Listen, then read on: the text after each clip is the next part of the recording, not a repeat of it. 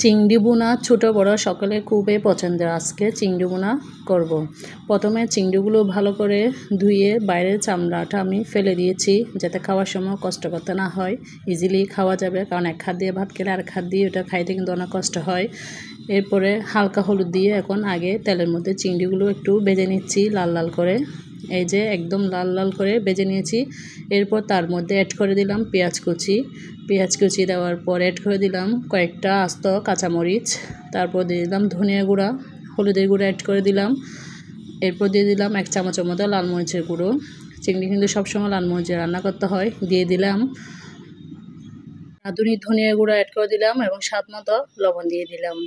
লাল মরিচটা দিয়েছি কারণ কালারটা যাতে সুন্দর হয় চিংড়ির। এবারে সবগুলো মশলা দিয়ে এবার একটু নেড়েচেড়ে ভেজে নিচ্ছি। মশলাটা একটু কষিয়ে নিচ্ছি যাতে মশলার ঘ্রাণটা চলে যায়, এক্সট্রা যে ঘ্রাণটা তা করে যাতে চলে যায়। এখন অল্প পরিমাণে পানি দিয়ে দিলাম কারণ নিচে লেগে যাচ্ছিল, এর জন্য পানি দিয়ে এখন আবার একটু নেড়েচেড়ে দিয়ে একটু রান্না করে নিব।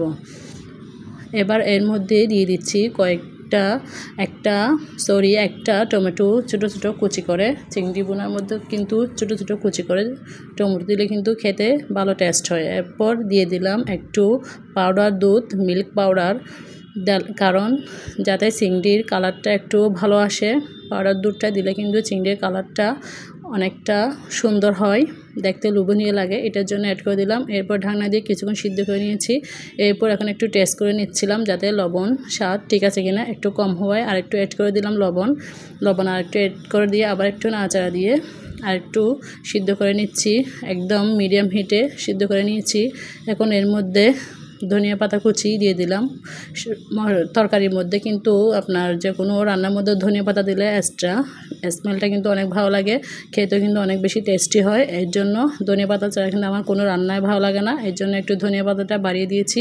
এই যে দেখে বুঝতে পারতেছেন কতটা লোভনীয় রাখতেছে ভিডিওটা, অবশ্যই সেটা বোঝা যাচ্ছে। অবশ্যই ঠান্ডা হওয়ার পর আরও একটু বেশি বোঝা যায়। এই তো লাল লাল করে চিংড়ি বোনা শেষ। একটু ঝোল করেছি কারণ চিংড়ির চেয়ে ঝোলটা কিন্তু খেতে অনেক গুণে মজা, এর জন্য ঝোলটা দিয়েছি।